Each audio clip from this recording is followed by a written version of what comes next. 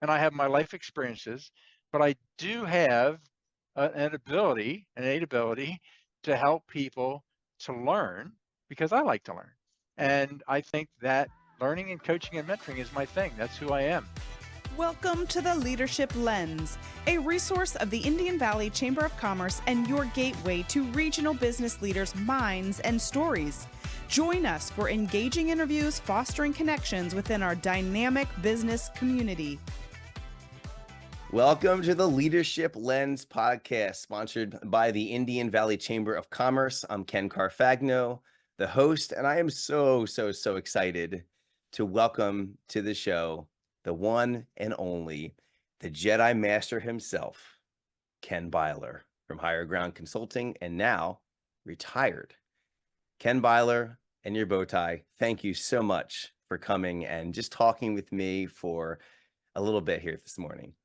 It is my pleasure. I'm looking forward to it. Well, we got a lot to cover. I have a whole list of questions, and I'll try to get through the majority of them. But really, my whole goal here is just to open up the box called Ken Byler's life, not just one area of it, but open the whole box up and see what comes out. You know, like a jacket, just kind of do, and just see what comes out. And some things we may get into some deep stuff with family or decision process or how you get from this point to this point. I want to bring something of value to the community and to the chamber, because you've been teaching marketing, you've been teaching leadership for many years, and I do not want to squander this opportunity to get your knowledge and to share it with the community. So are you ready? Looking forward to it. Yep, I am. I'm looking forward to it. Fire away. All right. I usually start these with how we connected. So this was fun. You and I, first time that we met, do you remember? I do. Where was it? We were at a chamber event. I can't remember. It might have been the new member session. I'm not exactly sure. I think that's what it was. Yeah. It was. I was there looking for my ambassador. I found him. It was Scott Little. And Scott said, "Hey, welcome to the chamber. Here's this. Hey, here's Ken Byler. Meet him." You were right next to Mark. And then you and I got talking. And I immediately thought, well, his name is Ken, so he's definitely got to be cool. And you thought the same thing about me. I know it. Absolutely. So Ken B, Ken C, B's before C. So he has greater priority just by one letter.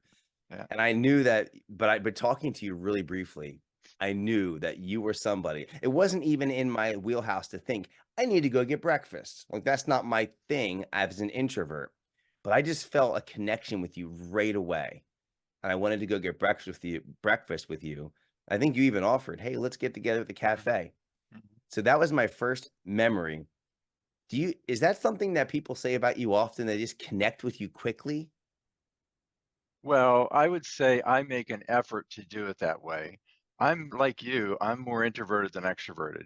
I may not be as strong an introvert as you, but I'm definitely on the introverted scale. And I found that for me to survive and thrive in networking environments, I need to be intentional about finding one person to talk to. And so typically I start with somebody I know, because that makes for an easy conversation, gets the juices flowing, sort of opens up my world a little bit to the world of extroverts, because there's usually a lot of extroverts at those things. And then basically I'm always looking for somebody that I don't know. And my point from things I've learned about networking is that I make it about the other person. And so when I meet the person, usually one of my first questions is, "Why are you here and how can I help?"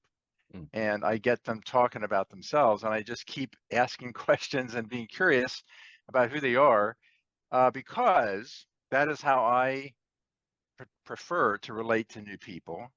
It gives me a chance to figure out if there's somebody that I can help, like to connect with other people in the chamber who might need their services or might benefit from their friendship.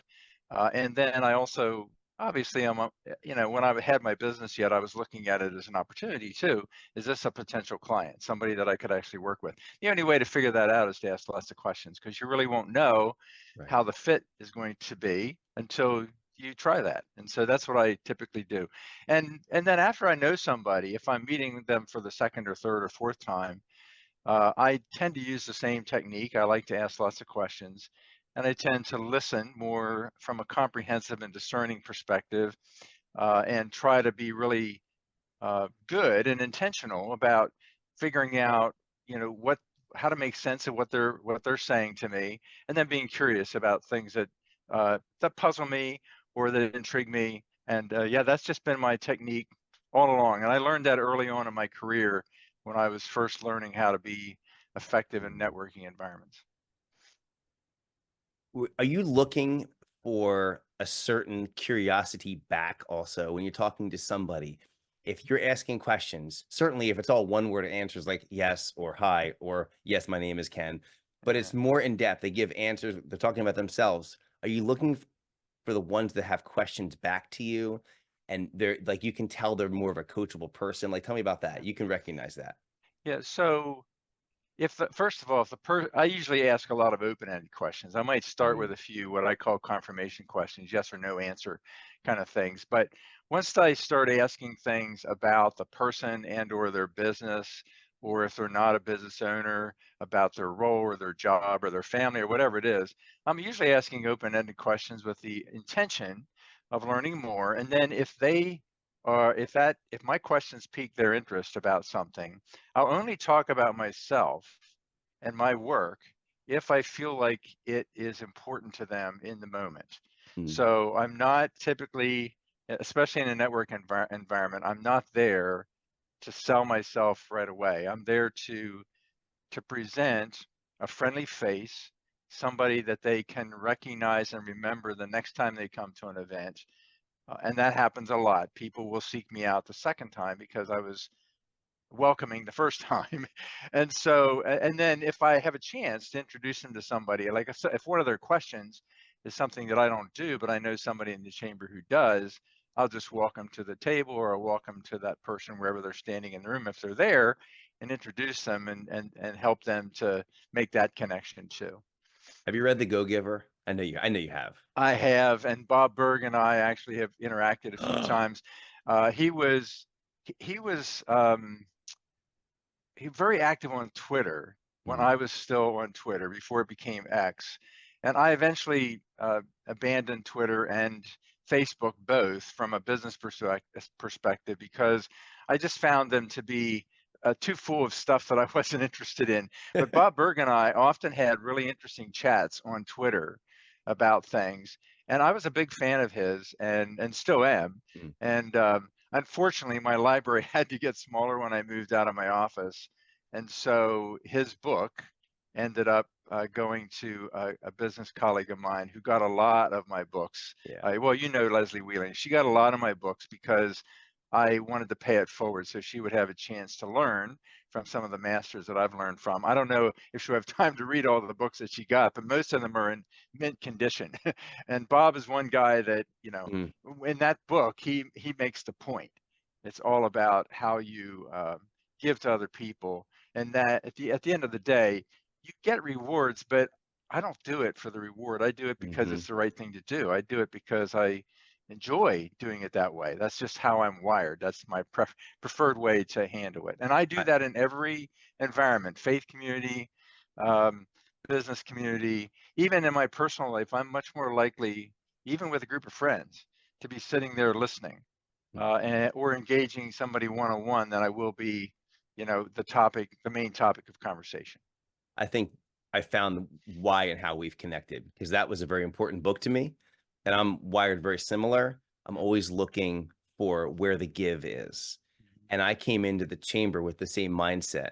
And if I go back to one of our previous episodes of the Leadership Lens, Stephen Hunsberger, we talked about what makes a good chamber member and what is maybe a less desirable chamber member. And this mindset of the go-giver is really what he was explaining. This is what we want in this chamber.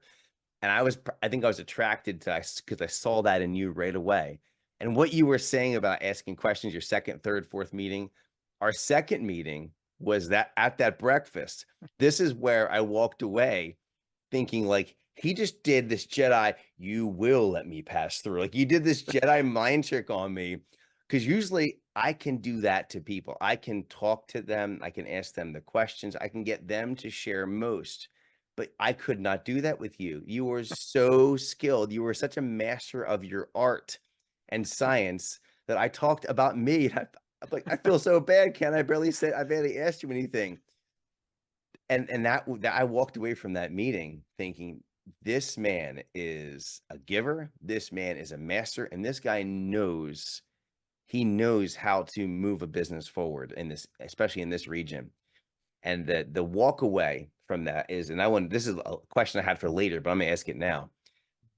I did a whole podcast on one sentence you said to me, and I'm gonna have you share a little bit more about where you learned this skill, this mindset. Maybe it comes from the go-giver, but you said, Ken, because I said, all right, Ken, this is Ken. Ken B, I'm new in the chamber.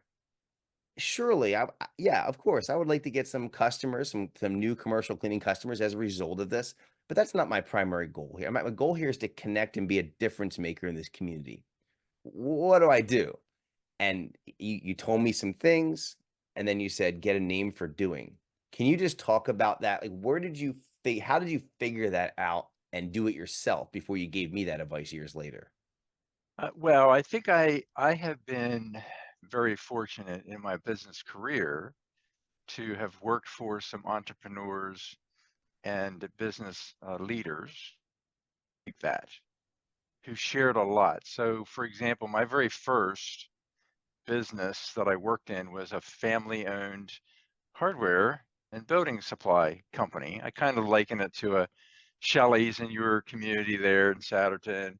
It wasn't like a Lowe's, that kind of thing, but we had multiple divisions, manufacturing, construction, big retail.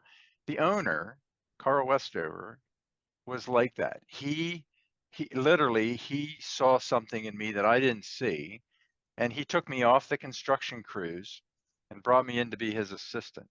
Mm, And he was one of my first mentors, significant business mentors, and he literally was incredibly generous. I could drive his Jeep, for example, to business meetings that he wasn't able to attend. He would give me his Jeep to drive. He didn't want me to put miles on my car. How old were you? Early I 20s? was I was in my early 20s, yeah. Okay. And Okay. he knew my parents and but he didn't know a whole lot about me. He was learning about me. But yeah, that kind of thing. Or he would often take me to lunch or invite me to he had a Bible study that he went to. He invited me to go along because he wanted me to learn from him. And I watched him do and he was an extrovert. Okay. Mm, So he was a master at conversation and making people feel comfortable. And I discovered that he also was the kind of person, even though he was extroverted, who didn't talk a lot about himself. So that's an example. I learned from people like that. But when I came to the chamber and started getting active in the chamber, I was there first representing Detweiler Hershey, who I worked for as marketing director. So I didn't have my business yet, but I started going to chamber events, and I soon realized that even if I was going to benefit Detweiler Hershey and the sales and marketing role that I had with them, I needed to do things differently because in a networking event, I know there are people who show up there with business cards and hope to sell themselves. And I never saw it that way. I saw the networking events. First of all, the influencers that I needed to talk to weren't in the room because they didn't come. oh, that's Literally, good. isn't that true? You don't see the presidents of organizations most of the time at those events. You might see some small entrepreneurs like you and I there, but mostly, you're not going to see the Clemens Food Group president or CEO there. You're just not, unless it's a big award ceremony or something. And so I discovered, well, the people that I really need to talk to, the influencers that are going to make decisions about accounting services or bookkeeping service, they're not here. So it's a kind of a waste of time for me to try to sell. So what I'm going to do instead is I'm going to build relationships and learn from them, whether or not they have connections. Can I use them as a coach to help me get to the influencer? Like, do they have any influence with the owner? So that was one strategy. And then the other was that I couldn't really show off who I was and what I could do for people in that environment because you're only talking to a handful of people at an event like that. If you're sitting down for lunch, maybe you have a table full of people. So I decided, well, the chamber needs volunteers, so where could I plug in? So the first thing I did is plugged into, they had a marketing committee and they had an expo committee. And I plugged into those two things and spent a lot of time going to meetings and found that in those environments, I could showcase the way I thought about things, the way I saw problems, the way my perspective about how to be effective with marketing and selling something or making something better. And I contributed a lot of really good ideas to improving those events and actually gained a reputation as somebody who was a really good committee member and who could mentor other people. And I had lots of connections in the community. And so all those kind of things sort of solidified for me that that was the way to do it. And so typically with all the chambers I was part of, and I was a member for a while in 3 of them, that was what I would do. I would join a committee and make sure that I was part of that because Wow. I could tangibly give back and it was worth the investment because I got to know people really, really well. I got some business out of that because people realized, oh, this guy knows this person or this guy knows how to do this really well. I can recommend him to somebody. And that wouldn't have happened if I had just been going to networking events because you see a lot of the same people at those events. And typically, in my case, they weren't the people that I needed to talk to. So that it was almost like a strategy that happened because it was a necessity to do it that way. Otherwise, I wasn't going to be successful. Did you I imagine you sit down with other new members. I wasn't the first or the last. Do you tell all of them the same advice that you told me? Yeah, Do absolutely. do you Uh-huh. notice they all like I heard it, I believed it, I did it. Do other people also? So, some of them did, and some of them didn't. Yeah, there would be a few. I can think of a few for sure that really made a difference. And I'll be honest with you. I gained some really good friends from doing that. So I remember Bill Schwalze, who used to own Sinorama in Lansdale. He tragically passed away with Oh. cancer. But Bill and I and his wife Mary, we became really good friends because Bill and I were on committees together. And that was how I got to know him. And he was a fun guy, and we always had a lot of interesting conversations. And I learned to know his wife. But then they became a vendor of mine because I would go to him with needs for signs and stuff like that. And I would refer people to him all the time. And he did likewise. And so that's what happens when you're sitting next to somebody in a committee meeting, actually doing heavy lifting on Mm. behalf of the chamber and making a difference and people seeing that you can make a difference, then you have more credibility when you do There decide to actually present something to them as an option. Like, would you ever need this from me? Or could you refer me to somebody else? Well, now they know exactly who you are and the kind of person that they're recommending to somebody rather than just a business card name and maybe a brief summary of what you do.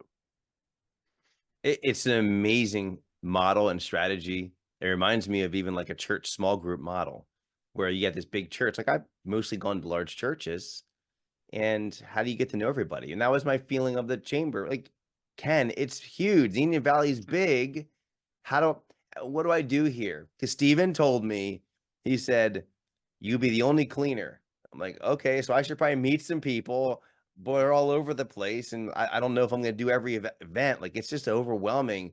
Yeah. And you simplified it and you remove the overwhelm, which is another master technique of yours. And you just said to me, Ken, don't look at the chamber and see it so big. Hmm. Make it small. And that's when this conversation came. Yeah. And this is exactly like it's so cool, the full circle, because I met you at my membership orientation. And now pretty much every year with the membership, maximize your membership, Stephen has me come and share. And I just share our breakfast. That's all I Hmm. talk about. And so there's such a cool legacy piece there for you. Every year that I go, and share my conversation with Ken Byler, what he told me, and I'll say the Jedi Master, and people say, "Oh, we love Ken Byler." Like that's just the feeling that I get. So how does that feel to you when you know that I'm doing that, carrying that on year to year? That's been my whole premise since I started this business. I have always felt like my legacy is teaching other people how to do things, do some of the things that I do that I think have made me effective.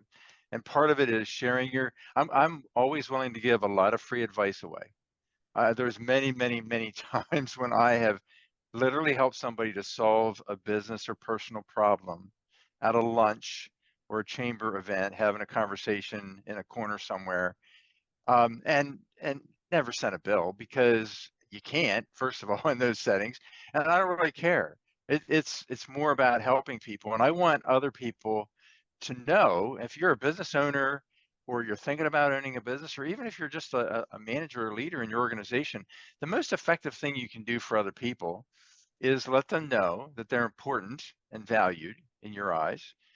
Learn something about them that you can appreciate and be reminded about the next time you see them, or that you can leverage to help them to build their company or to advance in their organization. And yeah, so I love that about the way that I've done things, and I do believe that all the leadership stuff that I've done over the years in the Indian Valley and beyond is all based on the premise that my legacy will be that people who are leaders will be more effective in their roles because of their conversations with me, Mm. and they'll remember me as the person who helped them to find whatever it was that was the magic for them. In a lot of cases, as you know, Ken, my goal is I don't want to change who you are. I want to make you a better version of who you are. And so that's been my premise about leadership from the beginning.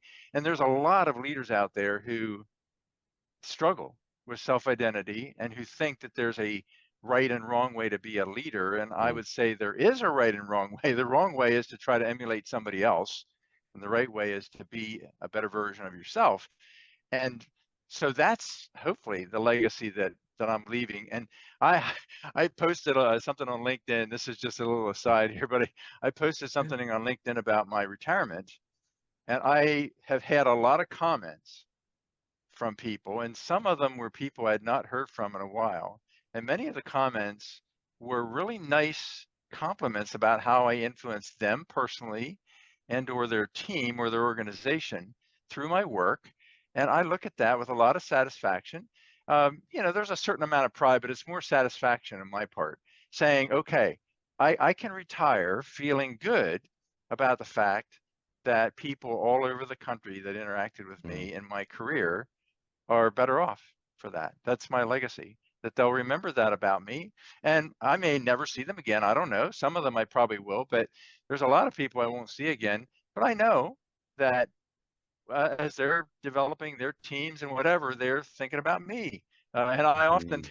tell people, I hope that when you get in a tough spot, one of the first questions you ask is, what would Ken Byler say Mm. about that?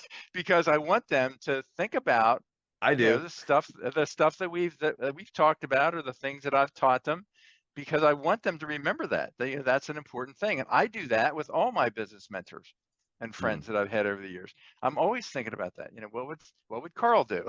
Mm. What would Sanford do? Because I was great friends with Sanford Alderfer Sr., Mm. the guy who founded everything. Yeah, so those kind of things are important to me, and I hope that they will stand the test of time. I think they will, as I move into retirement here. I love that answer.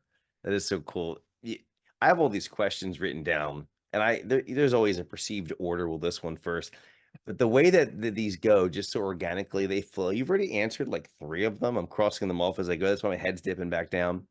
That's Uh, fine. just a couple things I just heard in there. That was a follow-up question. Is I sense that you learned how to become the connector from the go-giver. Learned how to become that person, and you were ordinary Joe, I suppose, at one point, Joe, and then the connector. But now you're kind of, I forget his name, but you're the man in the mansion that Joe goes to see each month. You're that guy. He doesn't necessarily see the results of it, but you know that the seeds he's planting for all these people is like that's where you are now. Hmm. Yeah. Actually, here's the interesting thing. So Leslie Wheeling gave me a nice gift bag in appreciation for some of the stuff that I gave her from my business so she could get kickstarted with lead and all that other stuff.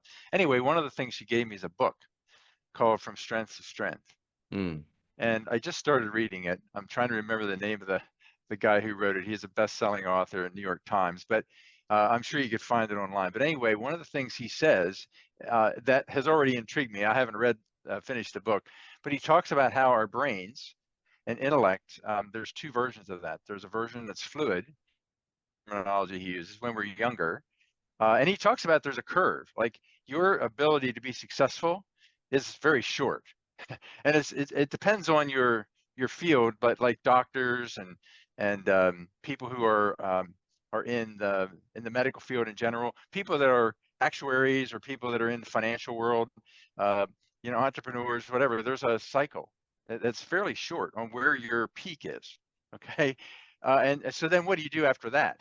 And so I'm wired to get things done, and so Oh, I know you are. one of my big concerns about retirement is what am I going to do with that desire to get things done?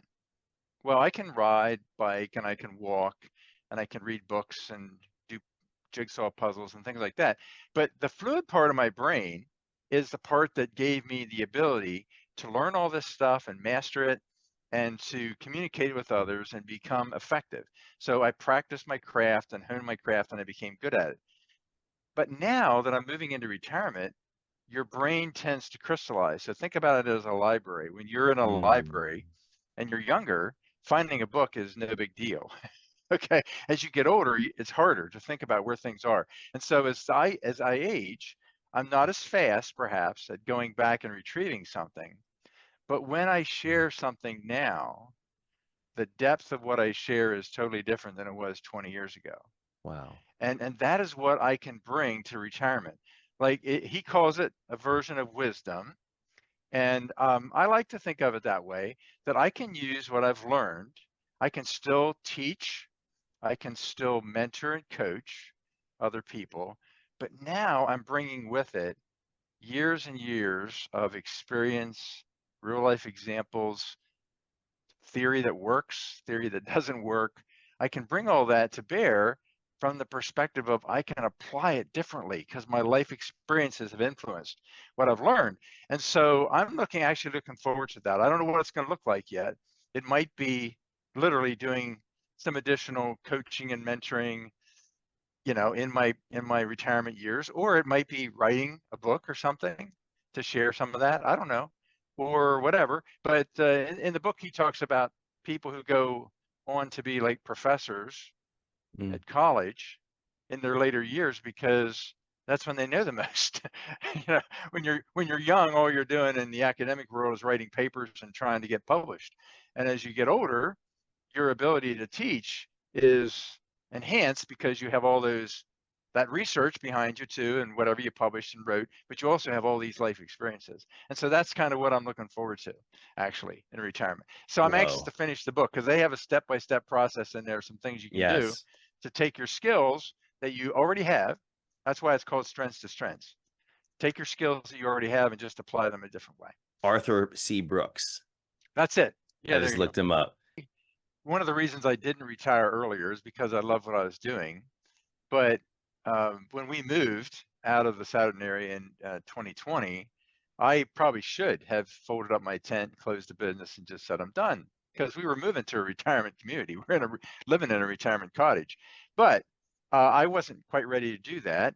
And I'm glad that I kept things going because I did actually expand the business even more after I moved because everything had to be done for the first year anyway. Pretty much everything had to be done virtually with just a few in-person trips. And then Hmm. as COVID dissipated and we got back to normal, I started doing a lot more traveling, which is what really wore me out, and is one of the reasons why I decided at 70, I'll be 70 this year in November, that it was time to say goodbye to all that stuff. Yeah. But the idea of my knowledge, I kind of hate to retire because I'm at a different stage in my life than I was 20 years ago. When I was starting my business, I was actually learning about the products and services I was selling almost as much as the people I was serving were learning about it.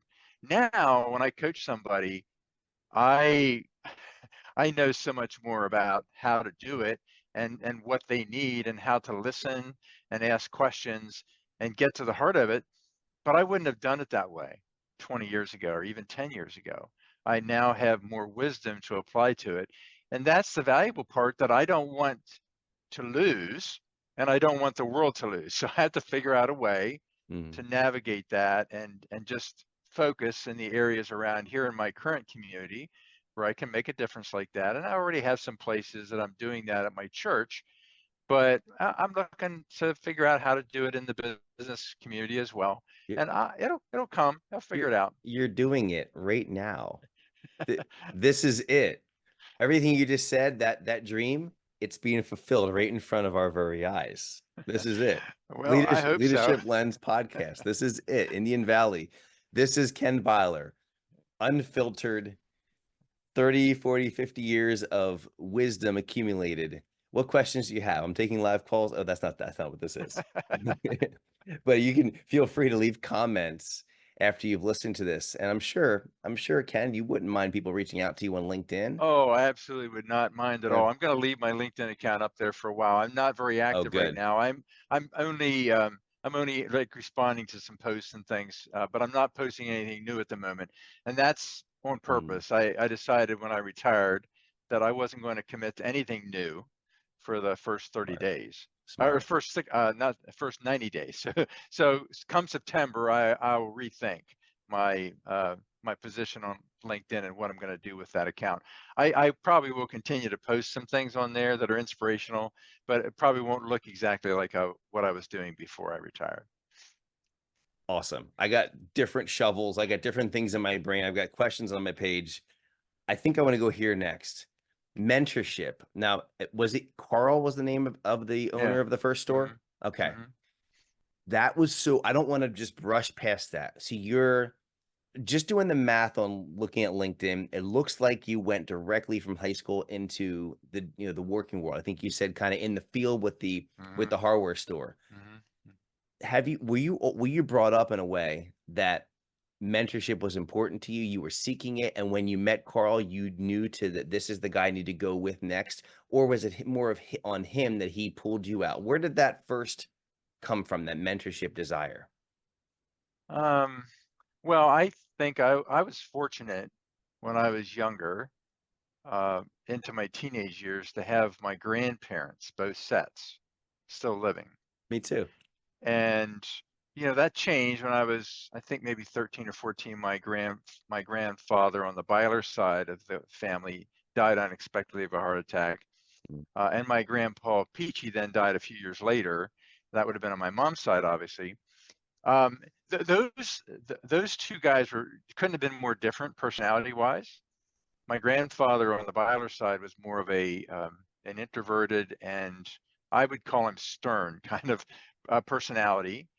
He wasn't real approachable and warm and fuzzy, but he allowed me to do some things in his house that I don't know that he allowed other grandchildren to do. mm, I had an interest in Bible study early in my and he had a Bible, an amplified version of a Bible that had 4 different versions printed next to each other. And I pleaded with him to be able to look at that when I would come to visit. And I probably was the only grandchild that he entrusted me to do that. I would sit at his desk. He had a little desk and read that when I was there because I was so intrigued by all these different versions. I didn't have that in my own Bible. That's an example. And so in his own way, he mentored me there. And then he was also a master gardener and had a little grove of fruit trees on the property, and he would graft trees, and when I would ask him questions about that, he was willing to show me. He was not, like I said, the warm and fuzzy guy, and he wouldn't let you do it, but he would. And he had a wood shop, and he allowed me to come into his wood shop when he would repair furniture and chairs and things like that, all wooden stuff, and allow me to see what he was doing and talk about that. My grandfather on the other side of the family was more outgoing, and he was retired from the time I knew him because he was disabled from a work accident. So he always walked with a cane and wore a back brace. But he had a sense of humor and an outlook and perspective on life that I also needed to see, because I saw him as somebody who overcame adversity through humor and through just recognizing and accepting what had happened to him. He never complained about it. Even if he was in pain, he didn't complain about it. So those are 2 mentors that I had in my family, and I think that influenced the way that I responded in mm, the field when I got into work. And now Carl made it easy. Was he much older? Was he around your grandfather's ages? No, Carl was younger. He would have been when I started working with him. He was probably in his 40s, Okay. and he had been. He was a kid who had nothing when he was little. Their father left him when the kids were small. Oh, wow. His mother raised him.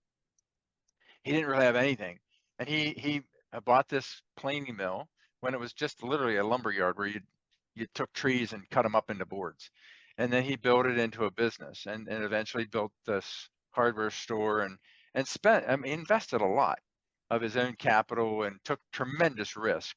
But he was, an example of that. And then later on, as I got into other settings like Detweiler Hershey, Bruce Detweiler, and Harold Detweiler would have been two of my mentors there. They were both, Harold would have been the founder. He used to take employees to lunch and on his dime. And I used to love those lunches because Harold and I could talk about anything, and he had a great sense of humor. And he was very open to talking about his own observations of me as a leader, and also, how to be more effective. And then his son Bruce took an interest in me too, and really helped me to shape who I was as a business owner. Helped me think a lot more clearly about how to successfully navigate the financial side of the business. Those are two examples of other people like that. So yeah, I've kind of gravitate to people that I respect, who Mhm, are willing to share things with mhm. other people. And some of my clients, quite frankly, who are very successful, by the way, and executives in their own right, not necessarily owners, but some of them are executives in their organizations. Those folks also have become friends and mentors to me too. You don't have, just because you're a client doesn't mean that you can't learn from each other. And Wayne McGrawer comes to mind there at Penn Foundation. He became a mentor and friend as well as a really good client over the years. That's awesome. You have a lifetime of mentorship, and now you're doing it back for people. That is so cool. I'm going to go back to something you said in the legacy piece when you're going through that. And that was actually my last question of the interview. That was like the big takeaway, and you hammered that within the first 20 minutes. So, I mean, interview over. But I'm going to go back in there. One thing you said, it was actually one of my other questions. And you were referring to a lack of confidence and an insecurity in leaders. And I was reading your about section on LinkedIn, and you write one of your goals is to replace insecurity with confidence. And I definitely related to that. I really did, because I have felt insecure as a leader. I didn't want to accept the mantle of even that word of leadership upon me, but I knew I was supposed to. I knew I needed to grow. So I connected with that. So I'm curious, like what have you seen? What do you see across the leadership landscape, whether it's corporate, small business, for you to even make that statement? My goal is insecure to confident. Mhm. So I actually think that a certain level of insecurity is important for every leader at every stage. Oh, So even when I get up now to speak to a group, or I'm preparing to facilitate a training session or whatever it might be, there's always a little anxiety that accompanies that preparation, because you're putting yourself out there. You're being vulnerable. If you're doing it well, you're being vulnerable and honest about who you are as a person. That's been my approach. Like, I talk about the things that I don't do well as a leader, as well as the things that I'm accomplished at, because there are lessons for people to learn from. So I'm not always the best listener, even though I teach listening classes. And I share the times when listening is hard for me, and what makes it hard, and how I have tackled that, and what I've tried to do. So I'm willing to do that. So I would argue that you need to have a certain amount of insecurity to even be successful as a more confident and accomplished leader. But the reason why insecurity is important is because people need to realize that I don't want you to focus on what you don't have, and I don't want you to focus on your weaknesses, which a lot of people do, because that's what the the corporate world often does with that's our their culture. evaluation. Our Yeah, parents well, teach us and that too. the evaluation process kind of does that. You have to say things that the person needs to grow in. I'm not a big proponent of that. I think you need to recognize those things and how they might hold you back. But I want people to be insecure enough that they say, well, I don't want to stay like this. I want to grow. What do I have to do to grow? And then when they get to that point, it's almost like somebody who's addicted needs to get to the lowest point where they say out loud, I'm addicted, before they can be helped. Okay, well, leaders need to recognize, hey, I have a vulnerability issue here, or I am feeling insecure, and I want to change that. What do I need to do to change that? Those people are the ones who are the easiest to coach and to mentor and to help to grow, because they're open to ideas. And then what I do is I introduce them to their strengths and their personality, and show them how those two things help to shape who they are and how they can use that to their advantage. And so even though I'm a CD style and the personality profile for DISC, which is on the screen behind me here, I know that when I'm in a room full of people, that if I behave like a CD style, I won't resonate with the people the way I need to, because I'll come across as being cold, indifferent, cynical, skeptical, whatever. And that's not what I want. So I translate that into being more like a D or an I, where you're more outgoing, big picture focused, have some energy. And that takes a lot of work and practice to do it, but it's worth it. Now, if I can teach other leaders how to do that, I don't live there, but if I can teach them how to do it and they get comfortable with that, regardless. Now, they might be the outgoing person and need to shut up now and then too.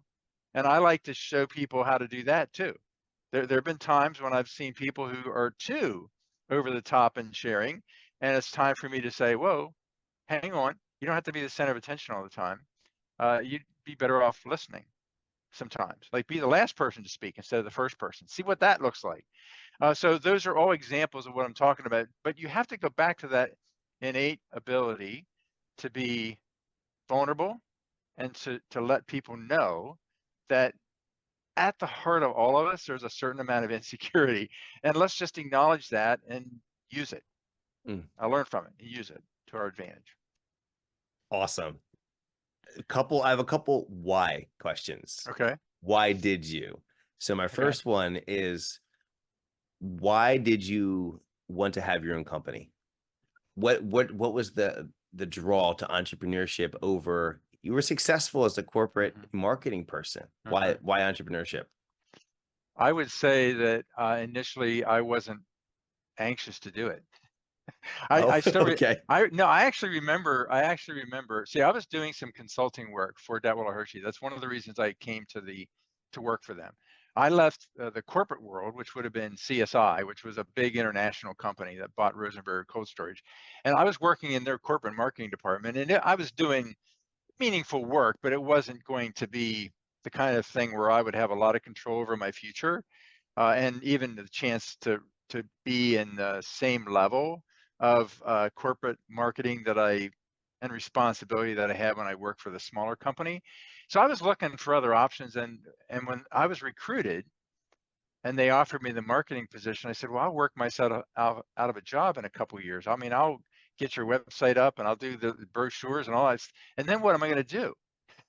And they said, well, you have a lot of background And a lot from of different, confidence. yeah, and a lot of background in different areas and arenas. You've worked in retail, you've worked in construction, you've worked in cold storage and distribution, you've worked in the not-for-profit world. We have clients and all those kind of things. Why don't you consider doing some consulting for us? And I said, okay, what would that look like? And they described it. And because of that, they agreed to pay me a slightly higher salary than they would have if they had just hired me for marketing. Interesting. Well, before I even started the first day, they had a client ready for me. Mm, So when I hit the ground running and I showed them how that would look, and right away that got their attention. So I did that successfully under the Detwiller Hershey umbrella. Well, then one day, uh, so Bruce and I went to a conference in San Diego, an accounting conference, and one of the keynote speakers had it was called Blueprint for Excellence, a service to help accounting firms do process improvement and strategic planning. And I looked at that, I heard that message, and I said, we could benefit from that in our firm, but I think that our clients could benefit from that too, if they'll let me adapt it. So I saw the strategy part and I understood this would work. So I went to the keynote speaker after the break and said, I'm interested in this, but here's what I want to do with it. Would you agree? So he allowed me to modify his copyrighted material so that I could adapt it for the business world. And I came back and started to promote that. And then, to their credit, Bruce and the rest of the partners at the time realized that probably having the Detweiler Hershey name attached to that entirely might hold me back from being effective at selling to non-Detweiler Hershey clients. And I had a lot of people outside of Detweiler Hershey through my chamber stuff that I was doing who knew me and might adapt this for their business, but they weren't accounting clients of Detweiler Hershey. So anyway, Bob Schoen and Bruce Detweiler took me to lunch, and I still remember the conversation. They said we'd like to offer you the opportunity to start a company. You have to put some money in with us, and we'll be equity shareholders, but we'll basically let you run things. And we'll Wow. use this blueprint as a catalyst to get this stuff started. Mm. And I said, oh, let me think about that. And I basically really dragged my feet initially. It did not appear like I wasn't ready to take that kind of risk, partly because I wasn't sure what it would look like financially for me down the road. Could I make Mm. this thing work? Well, anyway, after I don't know, a few weeks of thinking about it, I said yes, put the money into it. We came up with a higher ground name and all that, the logo and everything else. And and within a few years realized this Blueprint for Excellence program was great and people loved it, but leadership at the management level in a lot of the organizations was going to hold this back because they didn't like the fact that it used employees to help generate a lot of the improvement ideas, and they were threatened by that. And I Oh, thought, well, this is wow. a eye opener. No wonder organizations are struggling. I got to focus on leadership. And so that's when I Mm. started looking for other tools and resources. And that's how I came across DISC and how I got involved with Wiley and their products, the Table Group and Patrick Lencioni's work with the 5 behaviors and all those kind of things. And that's really the short story of how Higher Ground became focused on leadership and culture change, because of that Blueprint for Excellence program, as good as it was, only took organizations so far, and then they ran into problems implementing because the managers and supervisors were digging in their heels. So now I've focused on the managers and supervisors and got them to understand, hey, you don't have to be insecure in your leadership. Embrace this stuff. Use your employees as resources. Don't look at it as I got to run the show just because I have a title, that kind of thing. And so that's really how that all started. I had 3 why questions, Okay. but my first one just answered 4 of my main ones. Okay. I'm known for doing that, by the way. Well, this goes into part of Padawan training to knight to master. At the Right. master level, Ken, Yeah. this is just like somehow you can see through the camera to all my questions right here. You can see everyone. Look how many Yeah, questions right. Ken has. You see all the pink? That's me crossing them off. Yeah. If you go back, if you hit rewind about 30 seconds, you're gonna see Ken go like this. That was me crossing all 4 questions. That's my behind the scenes. So something in your about on LinkedIn really caught my attention as well. I'm just gonna read it. You say you have a goal, or you want a no nonsense approach to leadership development and team building. Mhm. Is that were you seeing a lot of fluff out there? Like, what, just tell me what that means and how that build up. Yeah. So most business owners, when you approach them about doing any kind of training for their team members, especially around leadership, they want to quantify what this is going to mean. And some of them, quite frankly, don't embrace what I want to do either. So, for example, I remember a conversation with a very successful owner of a business, and he wanted to train his supervisors on leadership. And I said, well, for us to do this really well, I need to do some DISC assessments of all your team members first and teach them about themselves and how other people see them.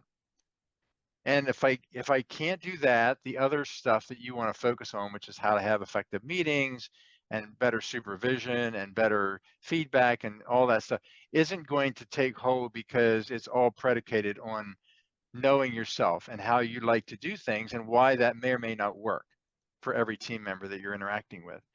Well, he disagreed. He thought that he actually thought that DISC was, you know, just poppycock, like psychological. I forget what he Mm. used. Some kind, some psychobabble, I think, is the actual term he used. And I said, okay, well, if that's how you feel about it, my proposal is going to include it, and if you don't like it, then I guess we won't do business together. So I walked away from what would have been a fairly lucrative contract because he didn't see the value in that. Okay, and so my point is that the no nonsense part for me is getting to the heart of what makes effective leaders. You have to know yourself first. And then after you know yourself and your tendencies, then you have to turn the mirror around and say, okay, I this is how I see myself. Now, how do other people see me? And that part of it is the hardest part because in your desk report, it says unflattering things about you, and almost always it's the other person's perspective of who you are. So if you're a really strong D, you think you're action oriented and results oriented, and you think that your prime thing is getting things done. And other people look at you as arrogant and bossy and blunt because they don't like the fact that you seem like you don't want to hear what they have to say. And oftentimes you don't because you think you know how to do it best. And so if you don't learn how other people see you, you'll never admit, hey, wait a minute, I might have a great idea about how to do this and it might actually work, but what if Mm. somebody else who's quieter and more thoughtful than I am, or knows the customer better than I do, or knows the employee better than I do? What if their idea is actually better than mine? Can I swallow my pride and ego and let them have their say and actually adopt that approach? Well, you can't do any of that unless you know yourself really well and are willing to put aside your own needs, psychological needs, so that other people can benefit. And that's why the no nonsense stuff comes into play because not everybody's open to that. But when people are, that is usually a big revelation for Mm. almost every leader. And regardless of how well they know themselves, most leaders are surprised at how accurate the assessment is and Mm. all the things it suggests. And then it gives us a starting point Uh, because uh, now, yeah, question. yeah, Um, I feel like I'm in class. That's why I raised my hand. I just couldn't help it. I'm like, I have a question. uh, I read the five dysfunctions of leadership, hmm, Patrick Lencioni, probably about 5 years ago. I love the story part, right? This is uh-huh, dysfunction. So that this no nonsense. Uh, describe describe a meeting when people don't know themselves. I yeah, mean, the first thing I think of is the loudest voice in the room wins. But tell uh-huh, me, describe the scene of a like dysfunction, like from the book. Like, what does it look like yeah, when people don't know themselves, none of the team does, and the leader doesn't know themselves. yeah. And then another scenario where you have the same group and they do know themselves, like you All right. described. Can you give me the Yeah. illustration of both? Yeah, so I'll think specifically. I mean, I've worked with a lot of dysfunctional teams, but I'm thinking specifically of one where the leader was not aware of how their behavior in meeting settings was influencing the conversation and the tone and tenor of what was happening. Now, this was a team that had all different kinds of personalities on it, and a couple personalities were very similar to the leaders, being strong kind of personalities. Well, what often happens in those scenarios is that they compete with each other to try to win. They both think they're right. They stop listening to one another, as an example. And the people who are more quiet and thoughtful are afraid to intercede because they they they want to be liked, and or if they're an S, they want to be liked and accepted, and or they want to be right if they're a C, and they're afraid if they say something they'll get slapped down. Okay, and so what happens is when those strong personalities are taking over, they don't even understand what the dynamics of the room are. So as I think about this team, we were actually doing the five dysfunctions. All right, and trust is a big part of that. Well, to establish trust, you have to be willing to be vulnerable and share your weaknesses with each other. Well, when they got to the point where they were sharing some personal histories about each other, simple things like where you were born, how many siblings you have, and where are you in the birth order, what was a Yeah. difficult challenge of childhood, they discovered some things about themselves that they didn't know.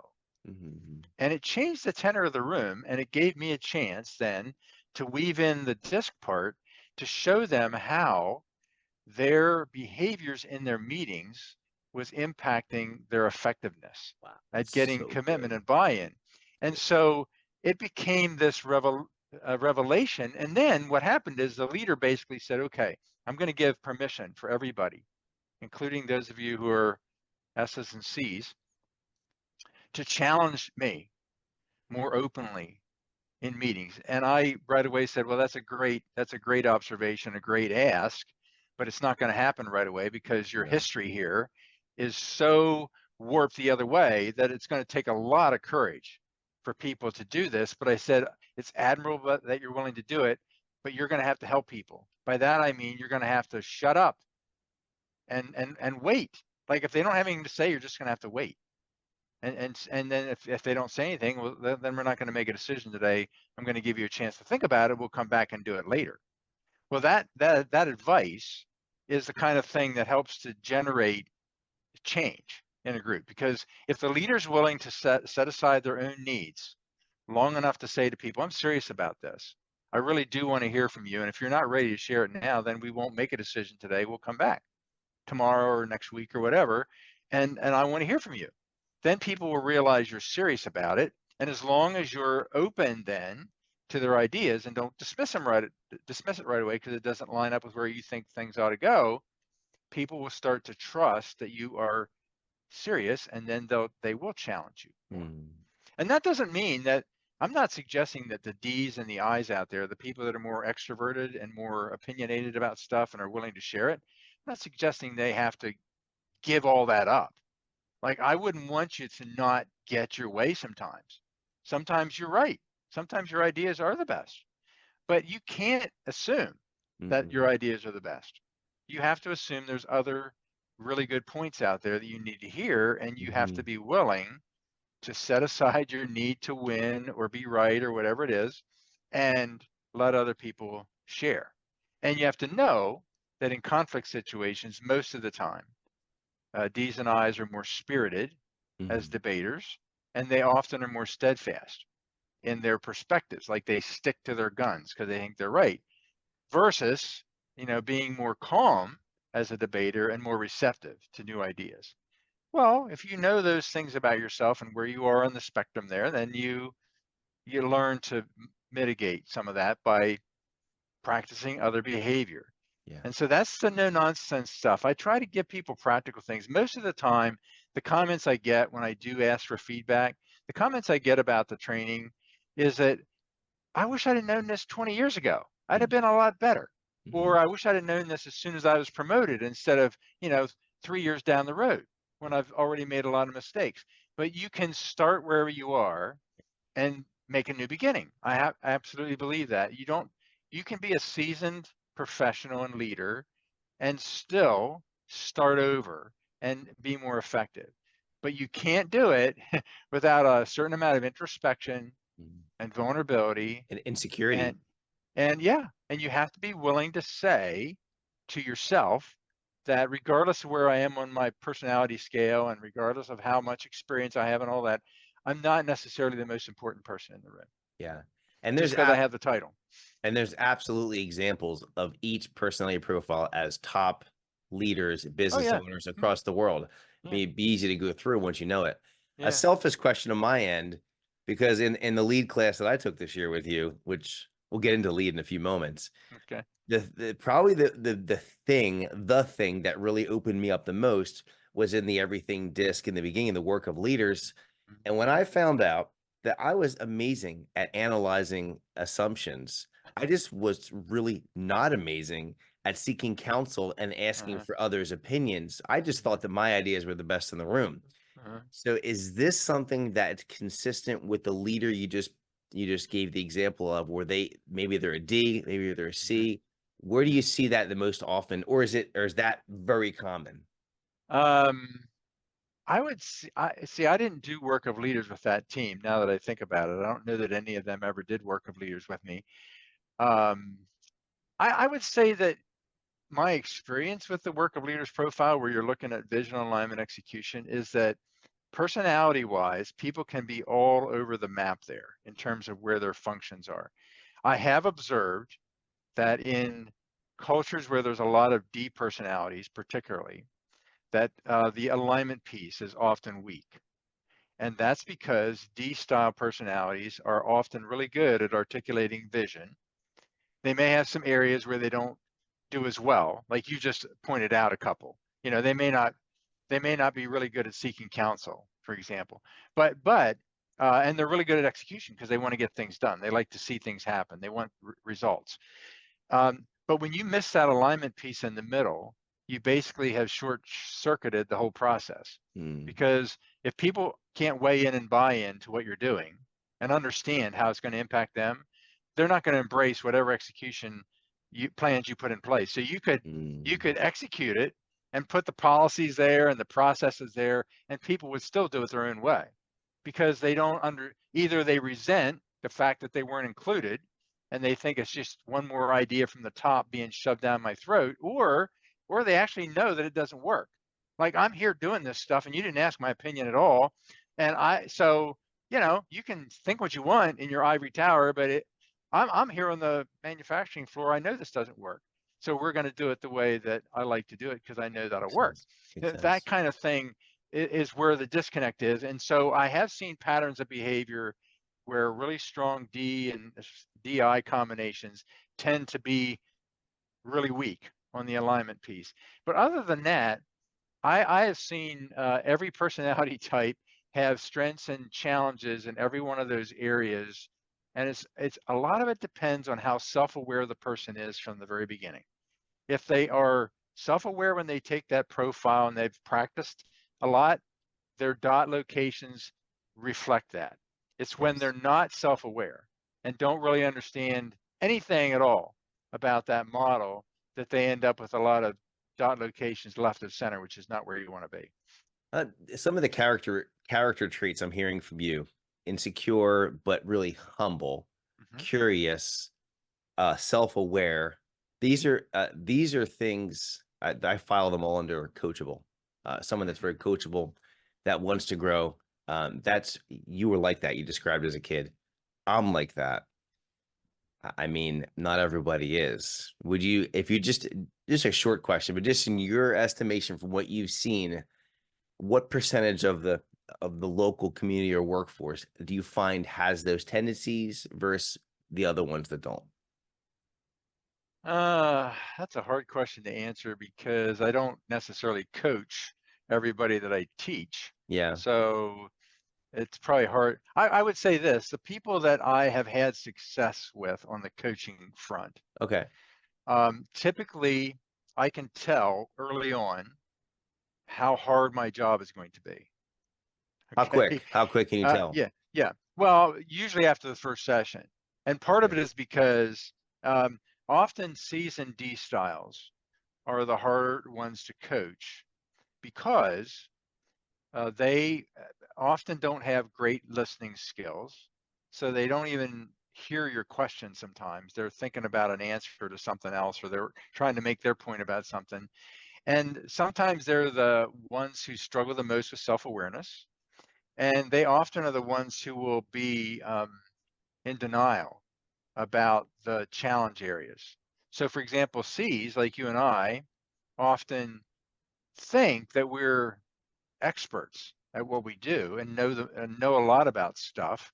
And so when somebody points out the fact that we may not know everything, especially about ourselves, we're like, huh, no, I don't agree with that. You don't know what you're talking about. Of course I know myself. And so they kind of deny that. And D's will do the same thing because they don't want to lose control of their environment. Hmm. Their self-confidence is the way that they control their environment. If I show any sign of weakness, I'm going to be taken Hmm. advantage That's of, their and I don't want to be insecurity. taken. That's Yeah, their right. insecurity. Yeah. And C's don't want to be wrong, and so that's Mhm. almost as dangerous. Oh Those yeah. two things together. And so the challenge becomes, first of all, building enough trust with them for them to know that when they admit something to me as a coach, that I'm not going to judge them for it. Yeah. As a matter of fact, I will probably be able to relate exactly to what they're talking about. So sometimes I will use myself as an example to show them something. I don't like to interject a lot of that, but sometimes you have to, like for them to see, hey, you think that I have it all together. Well, here's where I really struggle too. And and then once you get the breakthrough there, the nice thing about it is that C's and D's are generally highly motivated to change Mm, because C's like to learn and D's want to make a positive impression on people. And so if you give them tools to help them to stand out even more, they'll typically gravitate to that. in a way, it takes longer to get alignment with the C's and D's, but they execute faster. Yeah, And then probably. the I's and S's take way longer Yeah, to yeah, way quicker to get alignment, but they take yeah, forever to yeah. execute.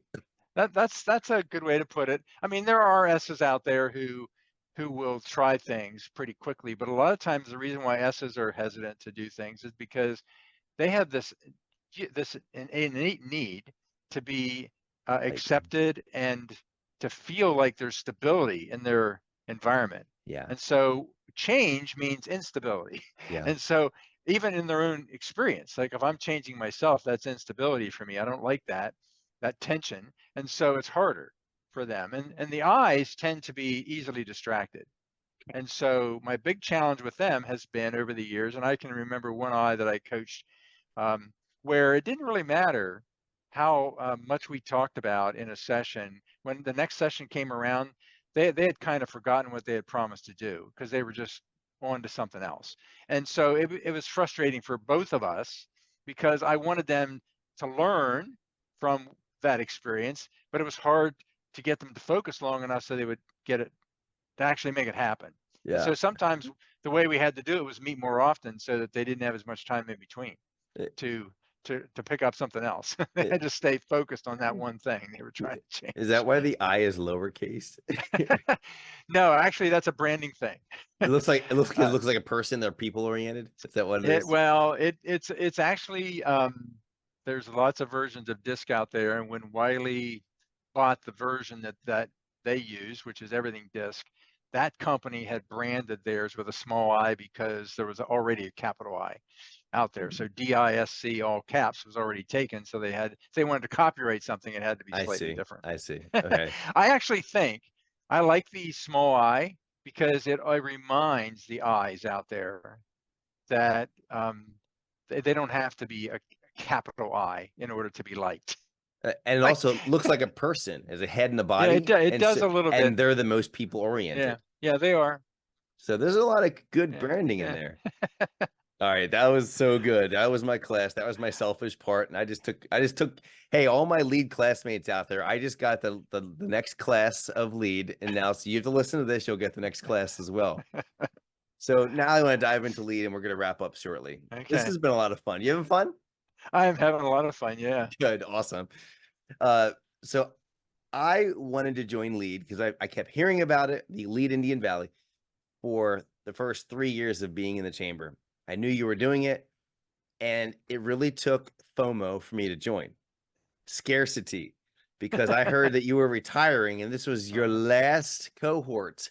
Mhm. And a student from the previous year, a friend of mine, I said, "Hey, how was it?" He said, "It was amazing." I said, "I know, I keep hearing it's amazing." And I said, "You think I should do it?" He says, "You should do it, especially it's Ken's last year." I'm like, uh-oh. And so I signed up. I'm like, I'm doing it. I'm signing up right away. I do not regret it. I think I did like a 7-minute testimonial video afterward. I I got to, saw that. Thank you. yeah, absolutely. I got to speak at the luncheon, Hmm. and some of the things you've already covered. That's exactly what I covered. My takeaways from lead was simple. It was the self-awareness. It was the no nonsense. It was the assessments. It was seeing who I was and going from insecurity. That's why I related to this insecurity to more confidence because I didn't have to become a different person. Just like Right, you said in this interview, right. I felt more confident because I was created exactly the way that I was supposed to be made. Mhm. And there's ingredients that are under the surface that I need to hone better than I currently was. And what are those things? And maybe I'm over here trying this. That's not the way I'm designed to function. Mhm. And so that's what this did for me. And as a C, I can analyze and I could see the spectrums and the dots. And to me, in my world, that makes sense because I'm pictures, I'm graphs, I'm numbers. Mhm. So maybe to someone else, it doesn't hit as hard, but for me, it definitely did. So I guess just, maybe step back. You're doing this work one-on-one and you have teams. Um, where did this idea of Lead Indian Valley come from? Was it your idea? Was it the chamber? Were you the ringer that you're going to do it? Like, tell me the genesis of that. And then I want to kind of go Yeah, into your yeah. arc of doing Lead.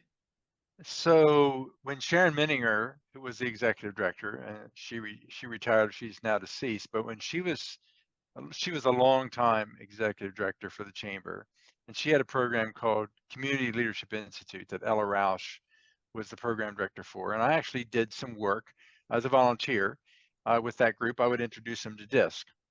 Um, back before we had a lot of the newer map versions of DISC. Anyway, I would introduce them to DISC, and that program was focused very much on less learning about yourself and more learning about the community and how leadership works in the community. And that was great, had its purpose. But when Ella decided to retire, nobody stepped in to pick up on that. And so it went into hiatus and there wasn't anything for a couple of years. Sharon retired and Steve was hired and he said to me, we got to do something about this. And Frank Gallagher was putting a little pressure on him too, I think, as a board member. I don't know if Frank was on the board back then. He might have been.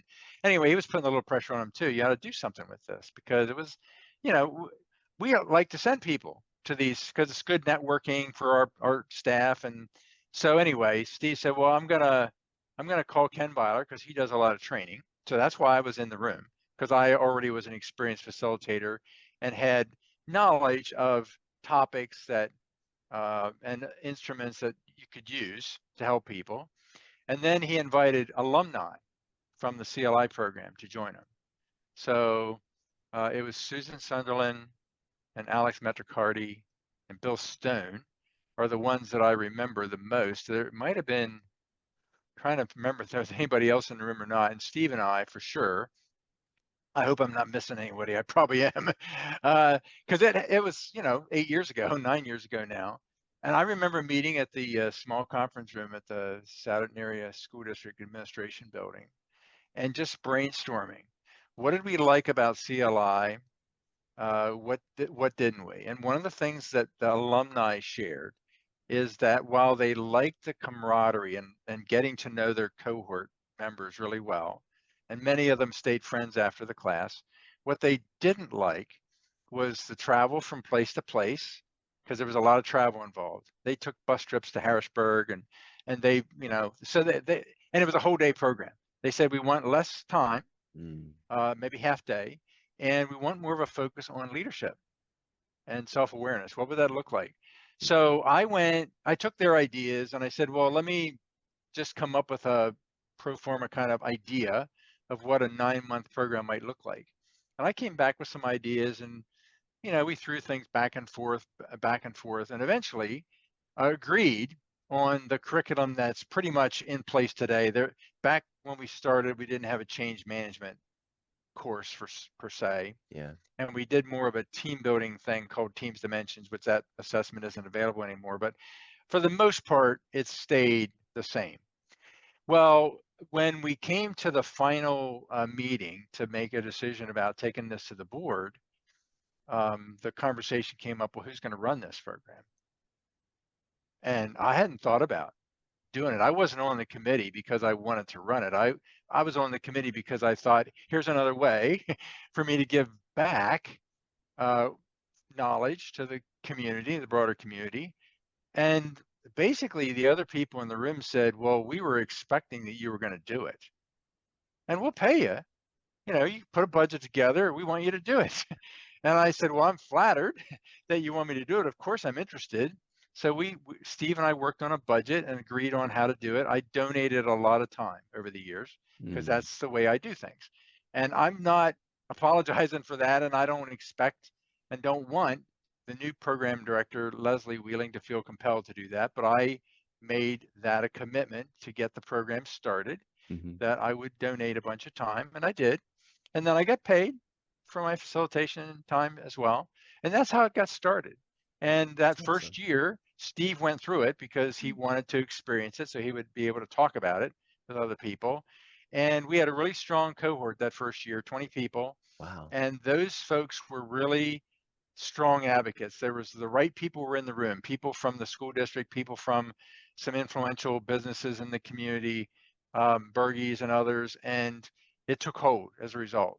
And many of those organizations that sent people that first year have been sending people every year since. So, Mm. for example, Bergies, Living Branches, Indian Creek Foundation, a lot of them have never missed a year when they haven't had at Yeah, least one person there. that was a great response. I got more on the leadership and some of your career. I want to dig in a couple fun things. Okay. Here's a couple fun things.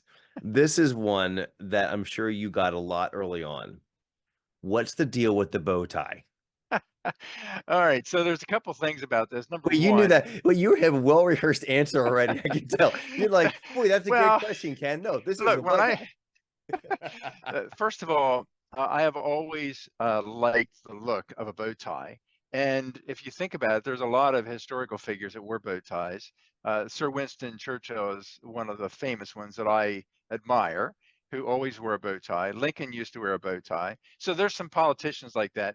But then the guy that kind of that sticks in my mind as the person that I remember seeing a lot of wearing a bow tie was Charles Osgood when he worked for CBS News, and he always wore a bow tie. And then when we moved to Satterton, ironically, the Channel 10 news team down there had Glenn Hurricane Schwartz, who wore a bow tie. And then if you think about it, in terms of actors and things like that, Pee Wee Herman wore a Ah, bow tie. Okay, now, now, that's quite the gamut. But here's the thing: I discovered that bow ties actually are associated with deep reflection and intellect. And oh, so there's kind of a this in the back of my mind, there's this unspoken psychological reason for wearing it because it sends a message to people that you know what you're talking about. Plus, it's very unique. And so when I discovered that people didn't wear bow ties, other than Sam Verano, he and I often, and I would often, Sam is the, for those of you on the podcast, or Sam is the principal at Saturday High School. And he was a client of mine in a couple projects, and I always admired his bow ties and always would compliment him on them every time I saw him. When I started wearing mine, we loved to meet each other because we were probably the only two people in the room wearing a bow tie. Anyway, so I started wearing these bow ties. So I bought a bunch of them and I tie them. They're not oh, clip-ons. They're oh, they're the real thing. You can see I can pull it apart there. It's the real deal. Like it's not, oh. yeah, I didn't it's know not, there. I didn't know oh, there was a tie. I oh thought it my, was a yes. clip-on. It's an No, actual. no, So it's a no. tie. It's an I actual have tie that you it's an tie. actual tie. Yeah. I You didn't want me to know. take it? You want me to take it Yes. apart so you can We see get a it? live demonstration. Yeah. Oh my goodness. Hold on. Mind blown. Oh. That's what a bow tie looks like when it's not tied. So do you Okay. double wins or not? How's this work? No, you tie it. You have to learn how to. You have to. There's a roll to it. I think I can do it on a This is live one too. this We'll is. find out. We'll find out. This is how you do it. You lay it up there. You roll Oh that my over. You goodness. fold this over. You put this in behind, and you pull it together, and you And then you shape primp it, it. My shape it a goodness. little bit, and Did if I the did it right, did the it's pretty principal do it much. this way too? Yeah, yeah. His are the real deal too. Looks And good. so, and I Wow. just, and I discovered. Now I'm not at a mirror here, so I'm using It my looks video to. great. It looks But great. anyway, I discovered a couple things about this that if I was going to do it, I wanted to wear the real deal because that's more impressive too. And I wanted to learn how to tie it, so I went on YouTube and found a video that actually was useful that helped me to do it. And then it's a little bit of practice. And then I also discovered after I started buying ties that fabric matters. So heavier Mm, fabric or silk, good fabric makes a big difference in whether you can tie this thing well or not. And so there were some early mistakes in buying bow ties that were hard to tie, and mm. they soon got either sent to the trash or to the thrift store because and so I started wearing them. Well, I got a great reaction because people liked it, And the other reason I did it was for practical reason. If I wear a bow tie and I'm setting up equipment or picking up things, there's no long tie to get caught, to fall into things. And so like you're never going to get your tie caught in a piece of equipment or anything like that because it's not hanging down. Yeah. And so that's another practical reason for wearing it. And it's really easy to store and carry with you because you can stick it in your coat pocket. It rolls up really small. And so when you're traveling, you don't have to put it on right away. You know, you can just travel without it and pop it on when you get in the car or whatever, as long as you have a mirror. And I can do it without a mirror, but it's a lot, looks nicer if I have a mirror in front of me. But that's the thing. And so I don't know if the intellect thing made any sense to anybody or not, Mm. but the fun part definitely did. And so I often had great comments from people about it, and it became my thing until Yes. COVID hit. And then everything went so casual after COVID that I felt I was overdressed. And Yeah. so I stopped wearing it for the most part. It also broadcasts your disc personality. I don't know if you realize this, but from my view, over the side of the bow tie on your right shoulder, to me, it actually looks like a D. Oh, okay. And then the one over your left shoulder looks Okay. like a C. All right. So you're broadcasting your disc style. That just shows the intellect, even in the way you tie the bow tie. I'm not sure how I would do a C only. So just I don't know how you would All tie right. it for an I or an S though. Maybe an S you have to turn it the other way. There would be an Yeah. S. Yeah. There's only, you can do it like this, right? Now you have an S and an I. Oh my goodness, this is next. You got to tell Wiley about this because this is the next level for you. Yep, I never trademarked that, but anyway, so yeah, it's been fun. I have a bunch of bow ties right now in my closet Yeah. that aren't being used because I only wear them on special occasions now for the most part. And I'm going to have a hard time parting with a lot of them because they have some history. Some of them Mm, have been to really important events. I have some black ones that are more formal, and I've worn those to award ceremonies and things. So there's like memories there that's good. associated with them. But yeah, that bottom line, it's more fun than anything. But there is, and there were a few people who influenced me, and maybe Sir Winston Churchill, and I would say Charles Osgood was probably the person that I most respected for his willingness to wear a Mm, bow tie, and I thought it made him look distinguished, and I enjoyed listening to him share his ideas because he was wearing something different than everybody else was. mm. That was awesome. I'm so glad I asked it. I've been wanting to ask that for a while, but why not ask it recorded? Back to lead, Okay. giving you a minute break from it. You've done, was ours the 8th or the 9th cohort? Steve was I the want to first. say I think it was 8. I So think we're it was the 8th. so Yeah. the 8th cohort. So I know over the course of these cohorts, you've had a lot of lead projects you've seen them Hmm. implemented. Ironically, or not ironically, this right now that we're doing is my Uh-huh. lead Yeah. project. I I I know. decided I want to do a podcast. I like Yeah. podcasting. I like interviewing. This is my project. Uh-huh. So, of all the cohorts that you've done, just not like what you said earlier about the library, not going to one specific one and pulling out a book, but just the overall body of work, Hmm. legacy wise. And when you look back over those 8 years, just draw some lessons, conclusions, takeaways for you Hmm. personally. Okay. Yeah. Well, one thing that we did do with this class that was very different than CLI. CLI had what they called a class project. So because it was community focused, they did a Mm, community oriented project every year. The mhm, class put it together and did it.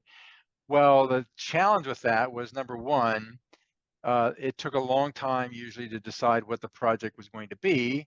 And then they usually didn't have tons of time to execute it. And it was often stuff that was not going to leave a lasting impact because it was a once and done, like a job fair, or I don't know. I can't remember. This tells you how significant they were. I can't remember what most of them were. And I don't think most of the people would remember them either because they were just a one-off. They were something you did because it was part of the curriculum. When we talked about doing something here, my goal was that from what I know about leadership and leadership training, what sticks is when people can apply it.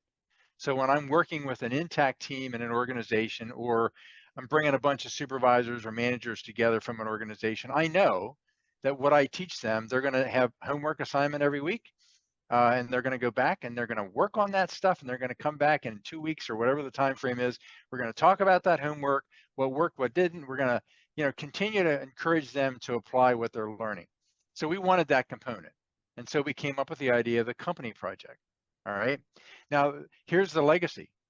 As I think back over all the cohorts and I think about all the stuff that's happened, I can think of quite a few organizations that have benefited from incredibly well-prepared orientation and training manuals for new Mm, hires or for new positions. A mhm. lot of folks have done that over the years. Wow. There's been some significant process improvement projects where local financial organizations or uh, you know businesses changed internal processes based on the project idea that actually enhanced productivity or cut down on mistakes or made a big difference in terms of how the customers felt about the experience, that kind of thing.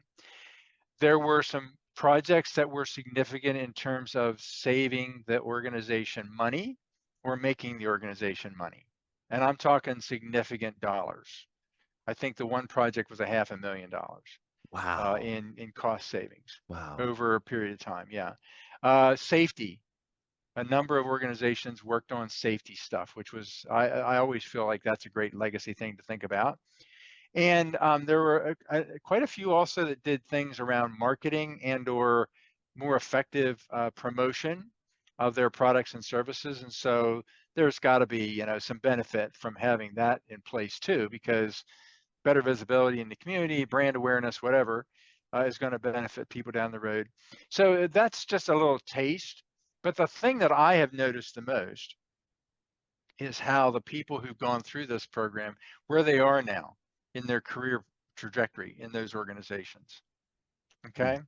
And I keep an eye on that because I'm on LinkedIn. I don't always see all the people because they're not all on LinkedIn, but mm. I know people who have advanced in their career partly because of their lead experience and how it gave them new confidence and energy to do things, and how their project gained them visibility in the organization so Oh that yeah, they I had bet. more credibility for moving forward. So that kind of thing has been a really good positive as well. And then I know some people in the class who are now lifelong friends because they got to know each other in lead and they would not have connected otherwise, but love to get together and still enjoy each other's company and have friendships outside of class, which I think is great too.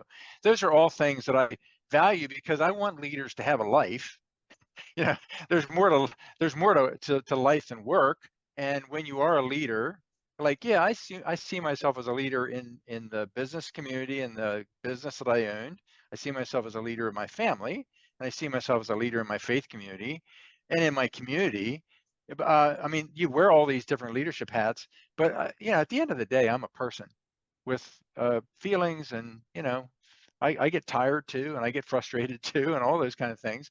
And I, I want people to experience all that. I want them to have work-life balance. I want them to know that, hey, if you're like me, your work can become your God, and it can get in the way of everything Yeah, else, and you have to be really careful about that. that's So good. those are some of the things that I would reflect on. Yeah. And I think that's one of the reasons why the LEAD program has been well received by the business community, is because they see a return on their investment. You pointed out pretty quickly in this cohort that, hey, here's a bunch of you here, and there's one company founder owner. Hey, meet Ken. And you knew how I'd respond, which you wouldn't have called me out if you didn't know how I'd Right, respond. Right. So right. I Yeah, knew. I'm like, gee, I know me and Ken go back a while. I wonder how long until he calls me out. First class. So all of you classmates yeah. listening to this, yeah, I kind of expected Ken to do something like that to me. But what I'm going to put this back into the founders kind of a question. So yeah, I Mhm, was a founder there, very small company. I don't have an executive leadership team yet. I am it, mhm, but mhm, there's a lot of large organizations. So if this is a chance, you're the departing facilitator, leaving, uh-huh, lead a 8-year legacy, and now you're speaking to the Indian Valley founders and heads of organizations, Mhm. who should we send and why? Okay. Well, number one, if you're a small business owner, and you're not the only small business owner that's gone through this program, okay? I just meant this You're year. you're the most recent, but there have been others who have benefited. It's really hard for small business owners to commit to this because it's a big ask. It's a half a day, a month for 9 months, and there's a project, and there's some time commitment there. So I can understand why you might be hesitant to do that, but I think there would be value in some of the smaller business people doing this, especially if you're fairly new in your business. So that would be for sure. The other people that I would recommend is don't look just for the folks in your organization who are the obvious outliers, like the people who are already excelling in many ways because they're extroverts, or they're already really confident in their roles, or they have a lot of great training or whatever. Don't just single those folks out. Look for the people that are also outliers, but on the other side of the equation. People who are quieter, more thoughtful, who are good with people, who are good with processes, because they will benefit too. And in many respects, they benefit more Wow. because they often feel like their voice isn't valued in the business world because the D's and the I's get all the credit for stuff because they're the vocal ones. And I'm here to say that if you have introverted leaders on your team, you have a hidden gem there that you need to bring out of the dark and polish up so that it can shine because this year's class is a great example of that. We had well over 60% Mhm. of the class was C's and S's, Oh yeah. well over 60. And Ken, from the conversations, when we would put people in one-on-one conversations or small groups, how much they learned from each other, how they opened up, how they shared, and how well they did, all of them, with their presentations, Mhm. standing up in front of peers, which is not an easy thing to do. And it was a big group, way bigger than most years. 28 people versus 20 usually is what it was. So can you imagine that? And to me, and having some of them share, some of those same people like yourself share at the graduation meant a lot to me because it was validation that my thought process is right, that people who are more introverted and more quiet are often the persons who have the most to offer long term for the healthy organization because they have the best grasp of what's going on. If they're S's, they have the best grasp of the culture and how the culture is feeling about things and how people are feeling, customers and otherwise. And if they're C's, they have a really great grasp of what's working and what's not, and the processes behind things and how to problem solve and fix things. Mm, Why wouldn't you want those people to be in leadership roles where they have a chance to shine? mm, And their leadership approach, if it's honed properly, can be really effective because there's plenty of statistics now that mm, show that those folks that are on the bottom half of the disc map, the C's and the S's, that combination of humble leadership, which is what that combination creates, is by far the most valuable leadership in any setting, mm, political, business, not for profit, mm. by far the most effective. So why wouldn't you capitalize on that? So that's who you need to look for, folks. Wow. As we wrap up here, I want to congratulate you for winning the Indian Valley Chamber's Lifetime Achievement Award. You followed up with Doug Clemens, who's actually our next guest Yeah. on this podcast. Just reflect a bit on what that meant to you to be on that podium and sharing with your peers. Well, it was probably one of the most humbling experiences I've had.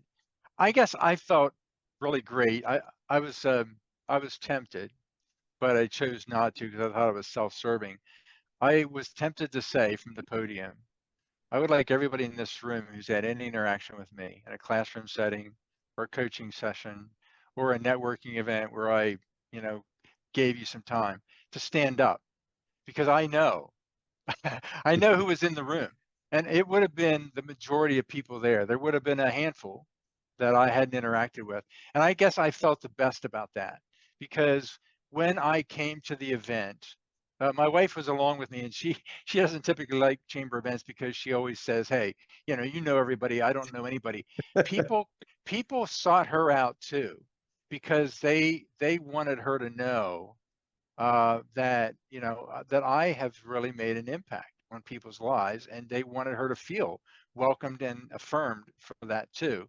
And that's why I called her out in my speech, because she's been an integral part of who I am as a person and who I am as a leader and a husband and a father. So yeah, I wanted that, but I reflected on that a lot when I was standing up there, and as I looked out over the audience, there were so many people in that room that I personally know and have had influence on.